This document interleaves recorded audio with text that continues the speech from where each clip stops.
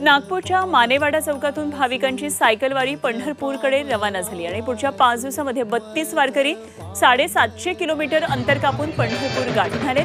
यामध्ये 30 पुरुष आणि 2 महिला वारकऱ्यांचा समावेश आहे।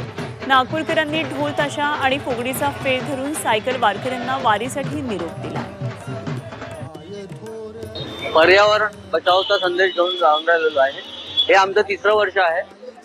पहिल्या वर्षी आमचे 2 सायकल वारकरी पण नागपूर ते पंढरपूर गेले होते। मागच्या वर्षी जवळजवळ 12 जण होतो आम्ही आणि या वर्षी एकूण 32 सायकल वारकरी आम्ही नागपूर ते पंढरपूर जात आहोत। पर्यावरणासाठी सायकल हा फार गरजेचा घटक झालेला आहे। आज ज्या पद्धतीने भारतात पोल्युशन वाढते आहे त्या पोल्युशनला नियंत्रण करण्यासाठी सायकल हा चांगला घटक आहे आणि विठ्ठलाच्या चरणी नागपुरातून आम्ही नतमस्तक होण्यासाठी 32 लोक इथून निघालेले आहे।